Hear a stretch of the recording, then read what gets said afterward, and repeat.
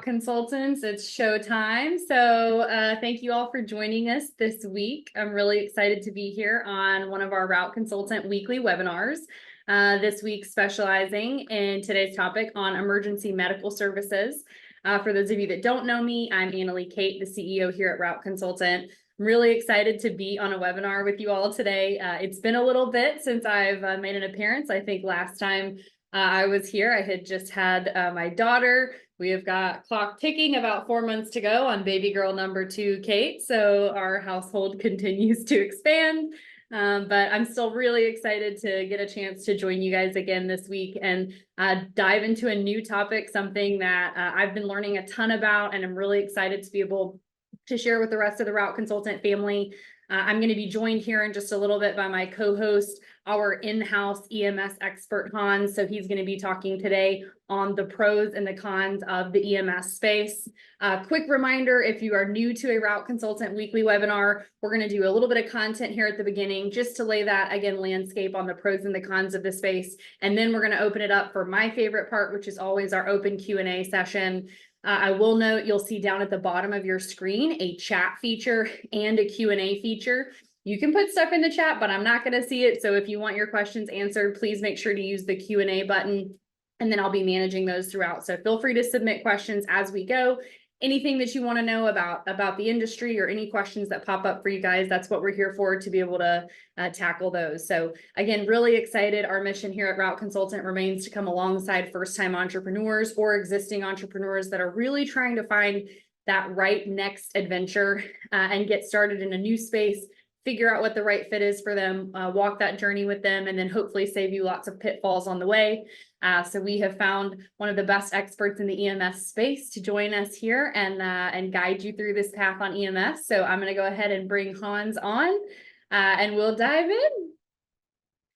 All right. Good afternoon. Annalie, how are you? I'm so good. I'm so excited. I'm really excited to do this today too with you, Hans. We've had so much fun talking and learning about the EMS space. He's taught me so much already, so I can't wait for him to share some of that knowledge with all of you. Nice. Yes, I can't wait either. I love doing these webinars. I love introducing people to this field. It is just an amazing opportunity for people that never thought that they can own an ambulance company. This is just, and I love, seeing that look on someone's face when they see their ambulance driving down the interstate and knowing that that's theirs. It's just an amazing feeling. So being blessed to be able to present this opportunity to everyone, knowing that you don't have to have like a degree from Harvard or a medical degree or anything of the sort, and you can just be a inspired entrepreneur, someone who loves to help people, someone who wants to create a good wealth, generational wealth, or just have be a staple in their community. I just love knowing that we can do that for people. So I'm excited as always. I have Absolutely. one of my mentee shirts on me, so I'm constantly representing somebody's brand. So last week I was in Mentee's ambulance. This one I'm in another office just to show people that this thing is doable. That's amazing. Well, we're excited, and I remember in the early days with FedEx, it's like once you started exploring it, you'd see the trucks everywhere, and now I feel the same way with ambulances. I'm like, there are so many ambulances everywhere I turn. All I see is the ambulance. So, Yes, definitely.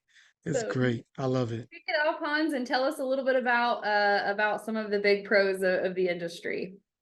Definitely. Okay, this is the best part too, right? Always the pros. Well, listen, guys, this is EMS, Emergency Medical Service. Again, we are licensed ambulance companies that transport patients with non-emergency transportation. I know we call it routes. We like to call it runs. You guys call it routes sometimes, but they're the same thing. So we do runs for EMS companies, and they're in a non-emergency setting. So one of the pros and one of the most crucial pros is that this is a critical service, right? It's healthcare. We've said this in previous webinars that healthcare is not going anywhere. This is the most recession-proof industry that you could go into. Why? Because people are constantly, baby boomers are getting older, there's always going to be car accidents, health issues. It's just life. And in life, we're always going to need assistance. And in that assistance, it's going to be some form of healthcare help that we're going to get. So this is a critical service. EMS companies provide an essential service that saves lives during emergencies and non-emergencies. All right, that's one of the key ones. It's steady in demand, right? There's a consistent demand for EMS services regardless of economic conditions. That's number two. Potential for growth. With increasing populations and healthcare needs, there's potential for expansion and growth in the EMS sector. I love it because you can be a small EMS company or you can grow this thing as large as you want. You can scale to different cities. It's really just depending on you, right? And the last but not least, or one of the things I like is fulfilling work. Owning an EMS company can be personally fulfilling for you and can contribute to being a major part of your community. One thing I would like to say is when we started my first company back in 2017, we were so we were looked at as just like the ambulance companies with the fire departments and the hospitals, right? So once COVID hit, we were deemed as essential workers. So again, guys, this is such a key because even though you are a private ambulance company, the government doesn't look at you any differently than they would a fire department's ambulance or a private hospital's ambulance. You are that important, and you want to make sure that you understand that. You're an important part of your community. So that's sometimes to certain people that's just as fulfilling as the financial rewards. And to me, I love it because you will walk into a Starbucks or a Chick-fil-A and you have your uniform or you're with your employees and someone will look at you and say, thank you for your service. And you're like, huh? So, because they don't look at you any differently from a firefighter or a paramedic that's working on an ambulance. And it happens to me over and over again. It's like, oh, you're welcome. And so, so I love those little perks. It's pretty cool. I love it. And then again, Syndrome, almost like who me, but it really yeah, making the difference. So I love yeah, you're that. like, oh, you guys eat 50% off. You're like, are you talking to me? I started a business and now I get a discount when I eat. What? Yeah, definitely. And um, even though we do non-emergency, I will tell you again, when COVID first hit, Medicare gave every ambulance company um, allocated funds just to make sure that we stayed in business. Yeah. So the government's going to take care of you. You can take care of yourself, and the community is going to take care of you. Like what other what other business can you get all those three components really feeding into you and making sure that you're successful? So I thought that was great. And one of the things that I love about this is the last pro that I love is it's you can diverse your funds, right? You can go the dialysis route, you could go the wound care route. I have a mentee that works only at a large events. She uses her EMS company for event services. Because if you ever pay attention to it, and I know the average person doesn't, but whenever we go to sporting events, concerts, there's EMTs on staff.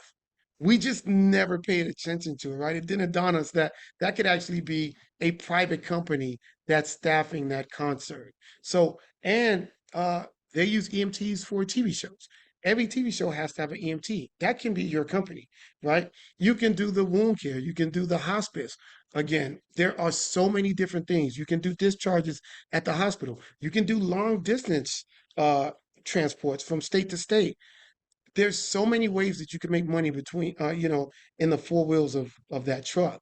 And so that's one of the best things that I love about it. You're not just stuck doing one type of transport.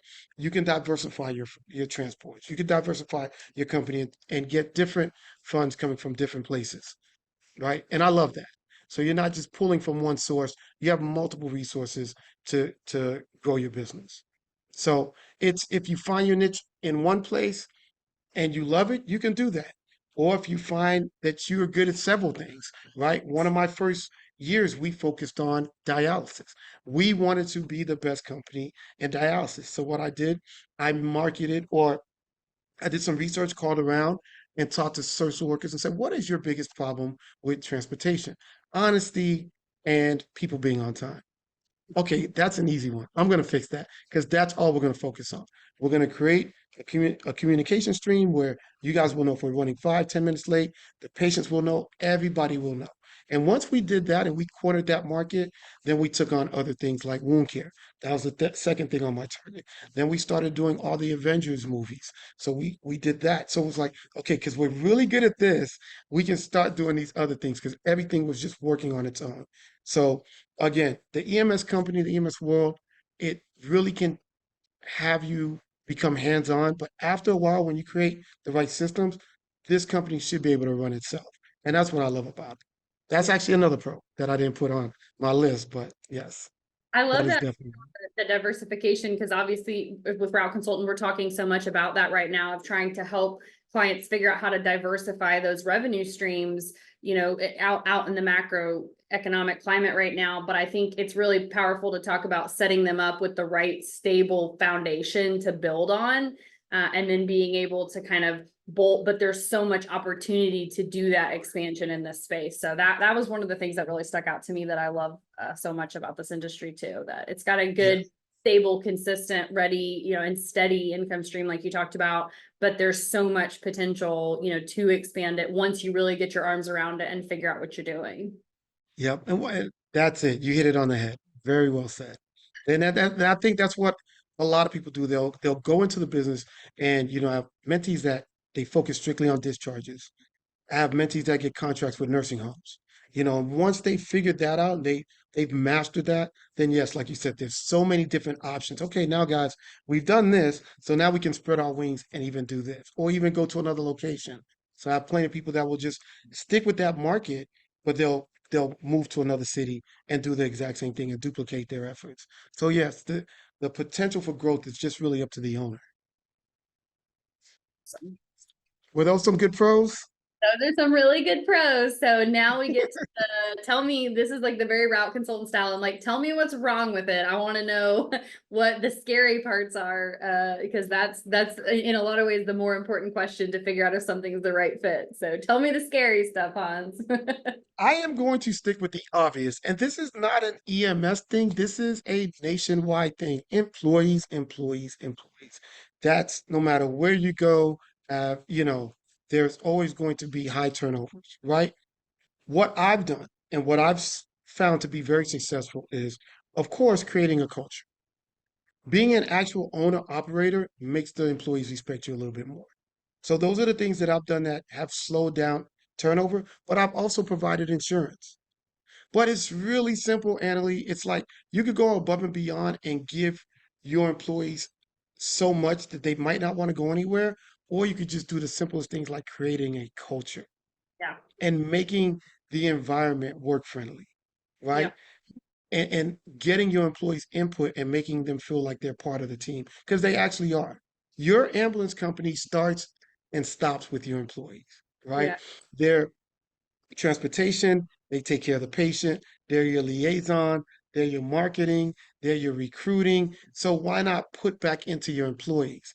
And once you get a happy employee, you're going to get happy patients, which leads to happy nurses or happy caregivers. So it sounds like it's a con, which it is, but there's so many ways to prevent high employee turnover. And Yeah. and I've found success doing that. And there's some other things that we will drop later on that I've done that will really, really help that nobody else is thinking about, that I'm going to show people how to really reduce employees and make them buy in. Because I've had employees for over 4 years, and I think that's pretty good in this world. Yeah. So I'm Yeah. going to show those same techniques that I've used and put them on the platform. I'm curious too. I was thinking of this when you were talking earlier on the pros. Do you find from a recruiting standpoint that that sort of community public servant, almost like celebrity factor is helpful with recruiting and attracting talent? Because I know we found that we kind of went through that sensational phase in transportation where it was like your friendly neighborhood delivery driver that you were tossing Gatorade to, and like, they were a part of the community. Do you find that when you're trying to recruit that you can sort of attract that somebody that is really looking to play a more significant role in their community and feel like that fixture? Has that been impactful in recruiting? It definitely is. 'Cause there are so many people that think that you have to go to school to be an EMT, 4 years. You don't have to go for years. You can go for 3 months. But it's a job that demands a level of respect and importance. And so it's not hard trying to find somebody that actually wants to be a part of that, right? So everybody wants to look important. Like I said, you could go to Chick-fil-A and they think you're a firefighter or a medic. So when people see that, they always gravitate towards that. And so getting behind the wheels of an ambulance is important enough. What the respect that it garners, a lot of people love that, and I think it makes it easier trying to recruit. So yeah, you're absolutely right. Cool. All right. Well, that one doesn't scare me. So what else you got? All righty. Now, the operational costs can be quite significant, right? Trucks break down, and I'm pretty sure you guys experienced that with the FedEx and Amazon routes.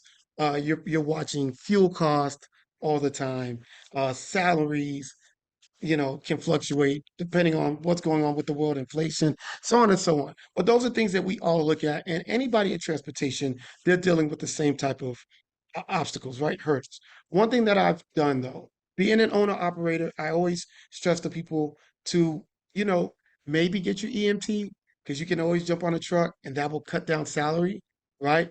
Another thing that we have to pay attention to is even though we're an ambulance company, we are doing non-emergency. So we're not using the equipment like most ALS or ambulance companies are. We have the same equipment, but 9 times out of 10, the equipment will expire. We're Yeah. not, we're not using the medical equipment that often. So you don't have to worry about those costs coming back and having a recurring, expense for medical equipment. We primarily buy medical equipment every year and a half. And Yeah. that ranges for one truck, probably $1,500 to $2,000. That's Yeah. not that much when you think about what you're making. So that's really not a big, but some people might look at it as a con. Um, Another thing I do that really helps monthly maintenance on all my vehicles. That has helped us tremendously as far as keeping mechanical costs down, making sure your tires are rotated, your oils your oil change, and just doing that and keeping a daily log, right, and making your employees check the truck off helps. So a lot of the cons that I'm mentioning, they are con in some eyes. To me, I look at them as a potential to grow and fix certain things. So I like the way they stick out to some people, but to me, I look at them as a positive because it's always a con can be a way to improve your company, Yeah. right? So you take whatever people say is wrong, you say, okay, well, let me use this as a way to improve. Yeah. That equipment capex on every year and a half is so much lower than I was expecting. On the ambulance, like the vehicles themselves, Hans, what's a typical lifespan for an actual ambulance?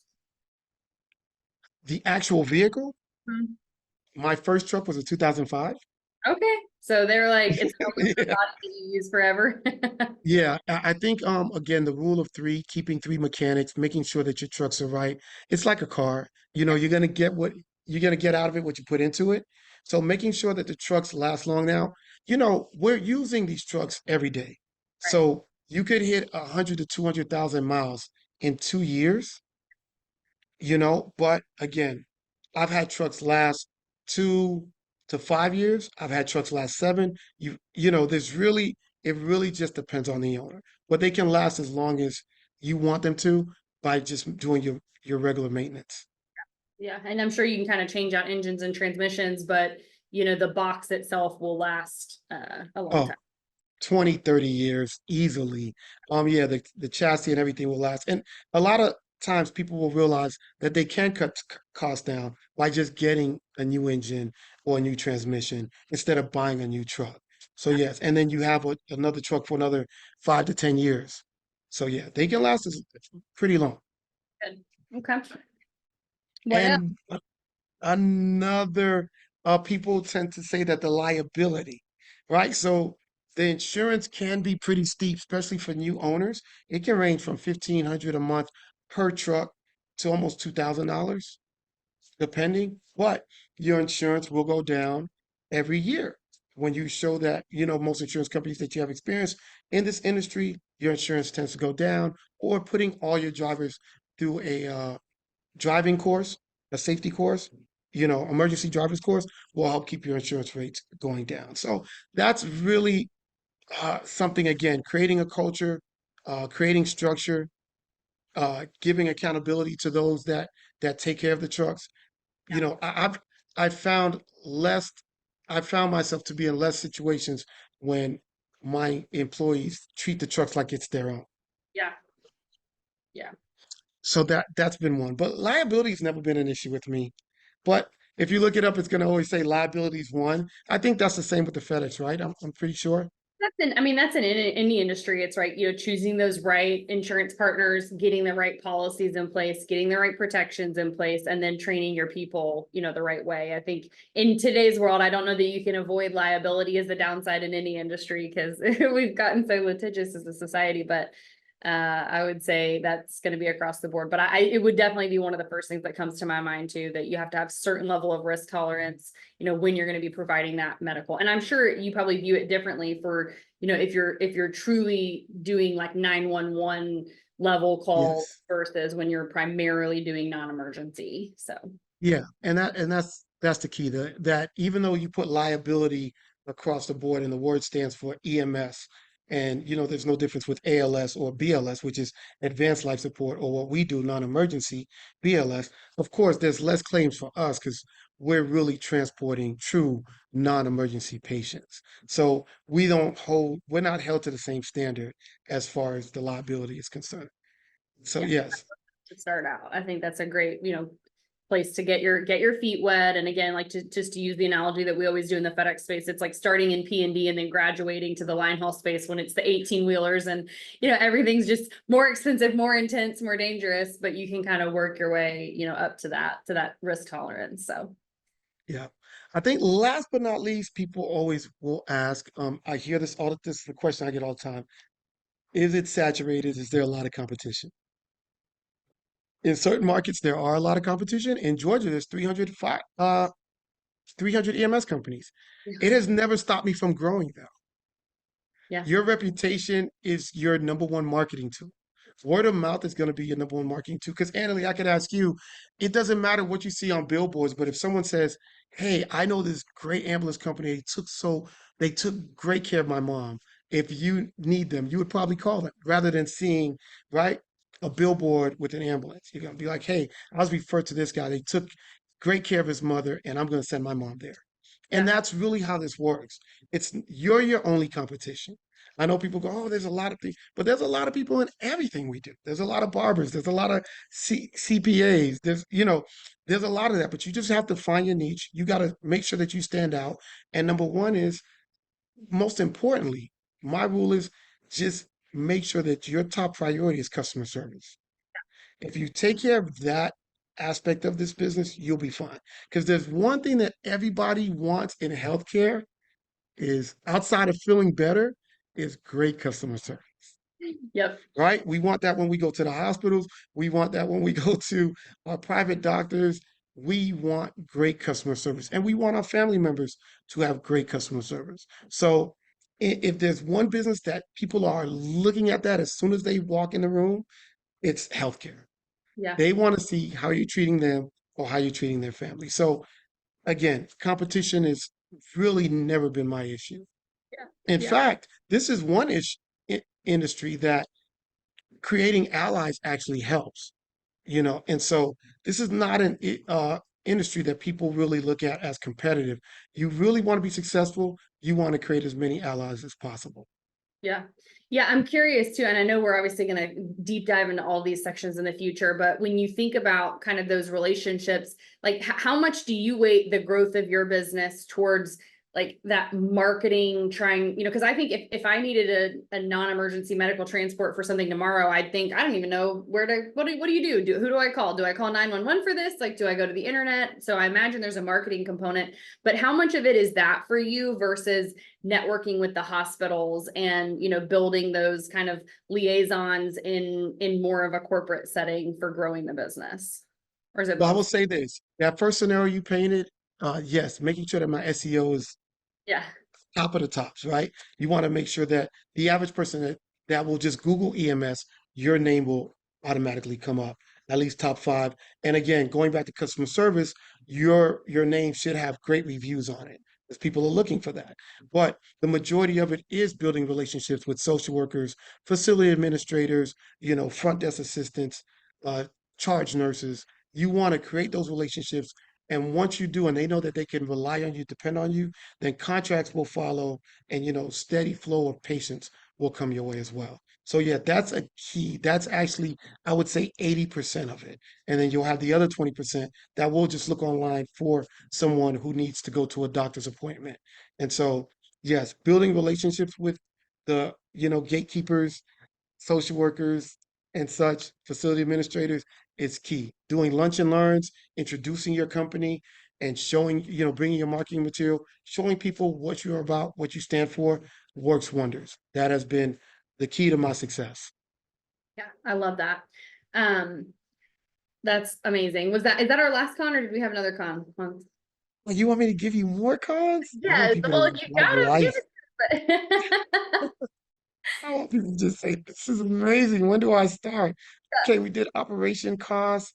Um, I'm trying to you scare them know, off. yeah, I'll be honest with you. That is probably that's the last one of my notes. Yeah, Of course, workforce challenges, we talked about that. Recruiting and retaining qualified EMS personnel can always be challenging due to the demanding nature of the work.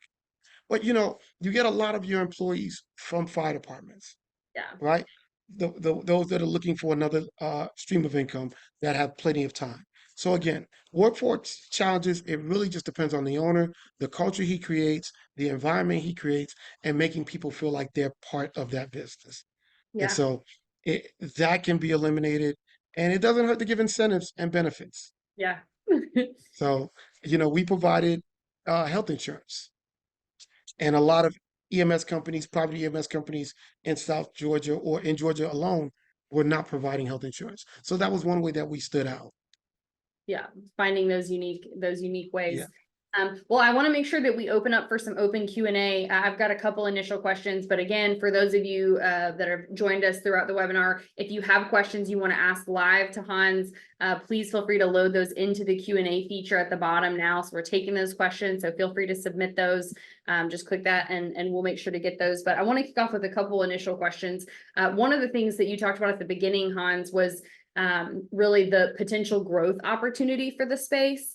And Mhm. I think something that's really interesting in this, and I'd love to hear your take on it, is it's an industry that is needed in both urban, dense, growing, high population, people moving their cities, but you also probably need it just as much or maybe more in rural areas where, you've got patients that need to get from the middle of nowhere all the way to, major hospitals for those routine treatments. So I'm curious if that's kind of been your experience as well. And to me, I think that's one of the big pros. And we always look for when we're trying to find a space is something that, yes, of course, is growing in dense areas, but you have just as much need really covering the US. And so it creates that opportunity everywhere. And sometimes at higher margins, sometimes less customers, you can generate more revenue as well. So have you seen that be kind of a consistent thing too in the space?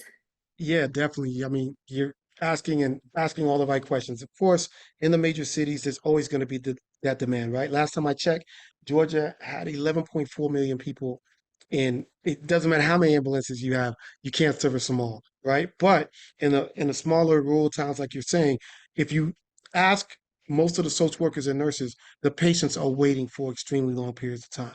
And one thing that you mentioned is that if a patient stays far away from a particular hospital, then you're getting paid more because Medicare and most insurances will pay you not only to pick the patient up, but they're going to pay you per miles. Like Medicare currently pays $8 a mile.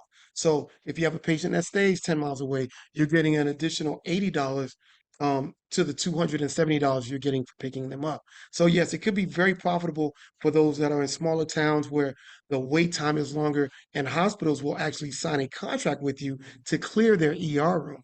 So there are opportunities like that where the hospital is trying to clear the room out and they need transportation to take these patients back to their home or residence. So again, yes, there's opportunities in big cities and smaller cities. It's really again finding your niche and finding what the need is and servicing that need. But there's a need in every major city in the United States and smaller towns. Yeah. Did that And answer your question? it did. That's perfect. Okay. Cool.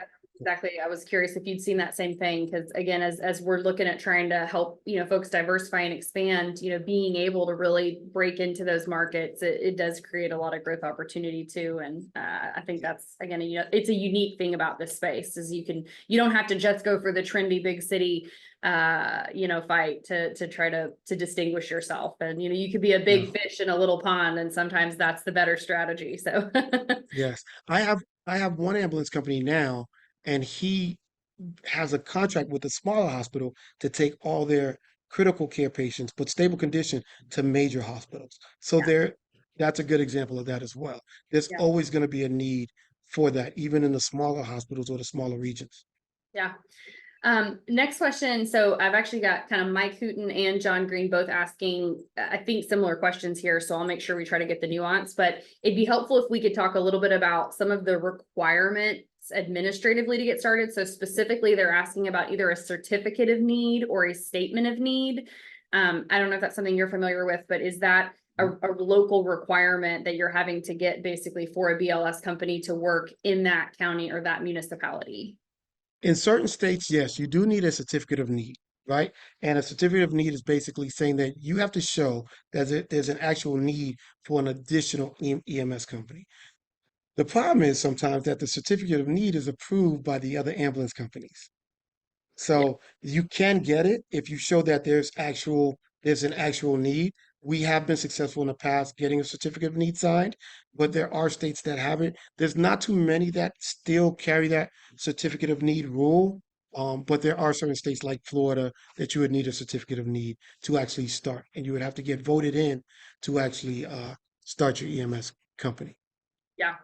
Yeah, and that's one of the other things too, is we've been exploring this space and something obviously, Hans, you and I have talked about is, again, similar in my background in the transportation space, there's situations where your best path in is to try to acquire an existing business versus, trying to come in and build from the ground up. So there's obviously pros and cons to taking both approaches. One being in this example, you can kind of come into an existing business and not be fighting that entry level fight versus trying to build from the ground up.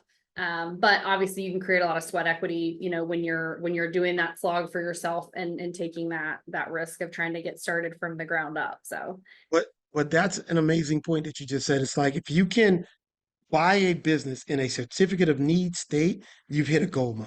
yeah, Because again, we've talked about competition. There's limited competition because everybody has to get voted in. So yes, you've hit a gold mine. There's so many people I know that would love to open up in like Texas or Florida and to an acquire ambulance company that's already certified and has a certificate of need. That's an amazing accomplishment. yeah, that's And right. yeah, that's a very attractive situation. Yeah. And one clarifying question here from Mike on that as well. So he was asking, how do we find out which states do require this certificate of need? Is that readily available information online? I know there's probably not just like a master dashboard, but I know that's one of the things that we've been, working alongside clients as well, Mike. So that's something you could reach out to our team to let us know where specifically you're trying to get started. And we would be able to help provide that research for you too to figure out if that state's eligible or not. And Hans, anything else you'd add to that? Well, what state is he thinking about? Let's see. Yeah, Mike, if you can drop it in the Q&A, Hans might have that off the top of his head. So we'll put Maybe. him on the Jeopardy. It's North Carolina. Do do do do North do. Carolina is not a certificate of need state. Hopefully that's Hey, what he's saying. He said North yeah, Carolina? yeah, he said North Carolina. Oh yeah, yeah, he's good to go. You're good to go, Mike. Look at that. That's amazing. Okay, well, we did our first Ask the Expert test, and the expert knew Let's it. go. I passed. We Either passed. that or I'll say, let me get back with you. Give me a few minutes. That's awesome. That's right. But So you're good but to go. whatever. Yeah. Yeah, And if anyone wants to figure out, they can always just call the Department of Health for that state and just ask. yeah, that's great. That's awesome. All right. So great questions there in terms of getting started. I'm curious, any other like kind of consistent across the board, like big hurdles or impediments to getting started? I mean, obviously there's a long list of things that, have to happen, but what do you see as those other kind of regulatory compliance, if you will, that are barriers to getting started? Um, I think finding the right medical director, Yeah. it hasn't been it's not really a barrier, but it's something that's everyone's going to have to do, right? You have to find a doctor that's going to sign off on all your protocols. And once you do that, the doctor's basically out of your way. And so finding a medical director, some states require that you're under a particular pharmacist. So finding a pharmacist and a medical director can be challenging for some people. Um, like I said, it's not a huge, uh, wall across or, breakdown, but I've seen certain mentees struggle with that, and I'd have to assist in helping them find one. But again, you can find that in the database of the state that you're trying to get licensed in and contact a doctor that's already a medical director for another ambulance company and get around it that way. Yeah. Because once they're comfortable with one company, 9 times out of 10 they'll sign off for you as well.